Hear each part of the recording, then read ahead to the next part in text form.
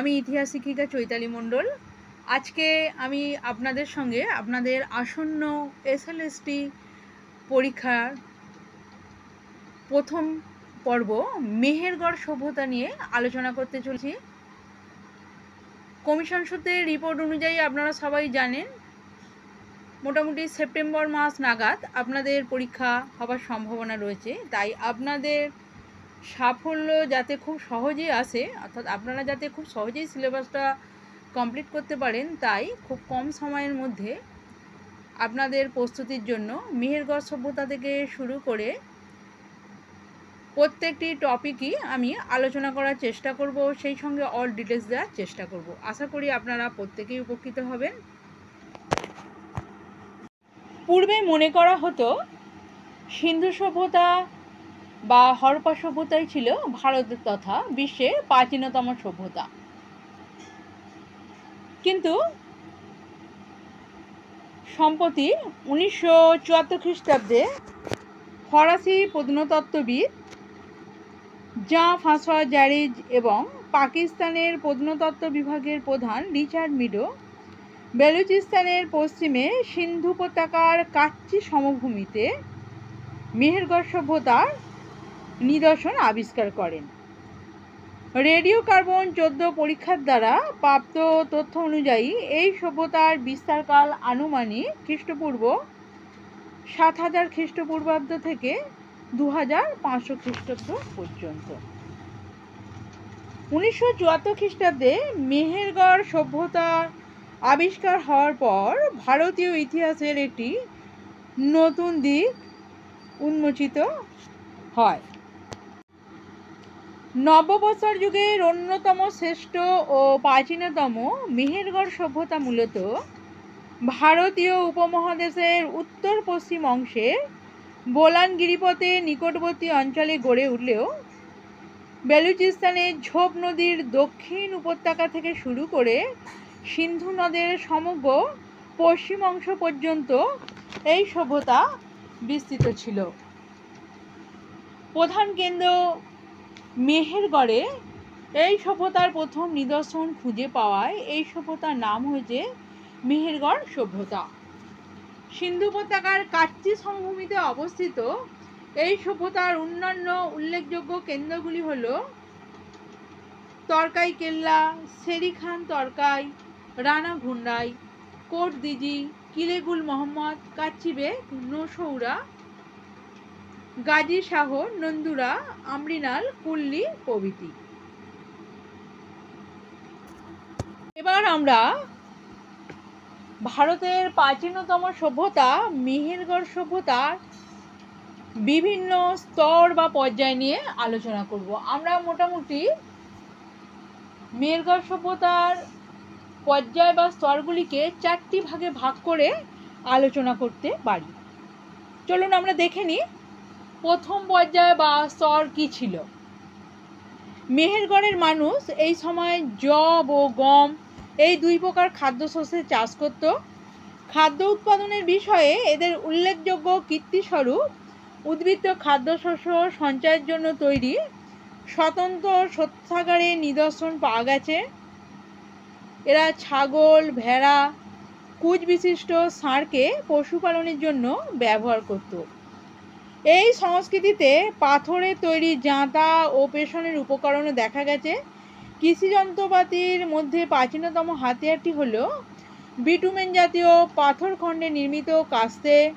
হাতিয়ার সহ অন্যান্য সামগ্রীর মধ্যে অন্যতম ছিল মৃৎপাত্র, শিলনোড়া, হামনদিস্তা, নিড়ানি এবং বিভিন্ন ধরনের পাথরের ক্ষুদ্র যন্ত্রপাতি প্রভৃতি। এই সভ্যতার মানুষ রোদে পোড়ানো সমান মাপের ইট বা মাটি দিয়ে বাড়ি তৈরি করত। এই সময়কাল হিসাবে অর্থাৎ প্রথম স্তরের সময়কাল হিসাবে আমরা খ্রিস্টপূর্ব 7000 থেকে খ্রিস্টপূর্ব 5000 অব্দকে চিহ্নিত করতে পারি। চলুন এবার আমরা দ্বিতীয় পর্যায় বা মেহেরগড় সভ্যতার দ্বিতীয় স্তর নিয়ে আলোচনা করি। আনুমানিক খ্রিস্টপূর্ব 5000 থেকে খ্রিস্টপূর্ব 4000 অব্দকে আমরা দ্বিতীয় পর্যায় বা দ্বিতীয় স্তর হিসাবে ধরে নিতে পারি। দ্বিতীয় স্তরে গৃহপালিত জীবজন্তু, কৃষি উৎপাদনের নিদর্শন ছাড়াও মৃৎশিল্প, হস্তশিল্প এবং সেলাই করা বস্তাদি ব্যবহারের চিহ্ন পাওয়া গেছে। এখানে প্রাপ্ত পোড়া তুলোর বীজ থেকে প্রমাণ হয় যে এই সময়ের মানুষ সুতি বস্ত্রের সঙ্গে পরিচিত ছিল। এটি ভারতে কার্পাস তুলা চাষের প্রাচীনতম নিদর্শন বলে মনে করা হয়। অলঙ্কার শিল্প এই সময়ে উৎকর্ষতা লাভ করে। ছোট ছোট শঙ্খ, টার্কোয়াজ, কার্নেলিয়ান, ল্যাপিস লাজুলি ইত্যাদি মূল্যবান পাথরের তৈরি মালা নিদর্শন এই স্তরে পাওয়া যায়। এবার আমরা তৃতীয় পর্যায় নিয়ে আলোচনা করি। আনুমানিক খ্রিস্টপূর্ব 4000 থেকে খ্রিস্টপূর্ব 3500 তৃতীয় পর্যায় হিসেবে চিহ্নিত করা যায়। এই স্তরে গুরুত্বপূর্ণ প্রযুক্তিগত তথ্যটি হলো এই সময় মানুষ আকরিক তামা থেকে ব্যবহারযোগ্য তামা নিষ্কাশনে সক্ষম হয়। এই সময় তারা কৃষি অর্থনীতির পাশাপাশি বাণিজ্যিক লেনদেনে নিযুক্ত হয়েছিল। মেহেরগড়ের মানুষ এই স্তরেই প্রথম নামমুদ্রা বা শিলমোহর তৈরিতে অভ্যস্ত হয়। এগুলোর থেকেই আলোচ্য সময়ে ব্যবসা বাণিজ্য সহ প্রশাসনিক পরিকাঠামো গড়ে উঠেছিল বলে অনুমান করা যায়। তৃতীয় স্তরে আরেকটি উল্লেখযোগ্য বিষয় হলো পোড়ামাটির নগ্ন বা অর্ধনগ্ন নারী মূর্তি নির্মাণ। এই মূর্তিগুলি পরবর্তী সময়ে সিন্ধু বা হরপ্পা সভ্যতার প্রত্নতাত্ত্বিক নিদর্শনের মধ্যেও বহুল পরিমাণে লক্ষ্য করা যায়। মূলত এই সভ্যতার তৃতীয় পর্যায়কে তাম্রপ্রস্তর যুগ হিসাবে চিহ্নিত করা হয়। এবার আমরা চতুর্থ তথা সপ্তম পর্যায়ের স্তর অর্থাৎ খ্রিস্টপূর্ব 3500 থেকে খ্রিস্টপূর্ব 2500 পর্যন্ত আলোচনা করব। এই পর্বে ঠিক কী ঘটেছিল দেখে নিন। এই সময় পোড়ামাটির ব্যবহার অনেক বেশি বৃদ্ধি লাভ করে। মেহেরগড় সভ্যতা এই পর্বে তার চূড়ান্ত পরিণতি লাভ করে। এই সময়ে একরঙা, দুই রঙা বা বহু রঙা পোড়া মৃৎপাত্রে শৈল্পিক চিন্তাভাবনার পরিচয় পাওয়া যায়। কারিগরি উৎপাদনে উৎকর্ষতা দেখা দেয়। এই সভ্যতার বিভিন্ন কেন্দ্রে দ্বিতল এবং ত্রিতল সারিবদ্ধ বাড়ির অবস্থান ও উন্নত নাগরিক জীবনের পরিচয় পাওয়া যায়।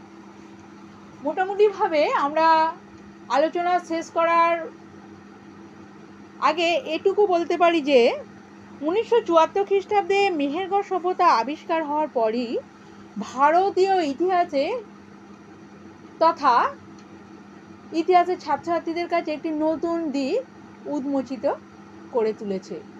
আশা করি আমি খুব কম সময়ের মধ্যে আপনাদের কাছে মেহেরগড় সভ্যতার সম্পূর্ণ তথ্য তুলে ধরার চেষ্টা করেছি, সঙ্গে আনুষঙ্গিক গুরুত্বপূর্ণ বিষয়গুলিও দেবার চেষ্টা করেছি। খুব তাড়াতাড়ি আবারও আপনাদের জন্য পরবর্তী বিষয় সিন্ধু সভ্যতা বা হরপ্পা সভ্যতার ভিডিও নিয়ে আসতে চলেছি। তাই বলবো যে সমস্ত ছাত্রছাত্রীরা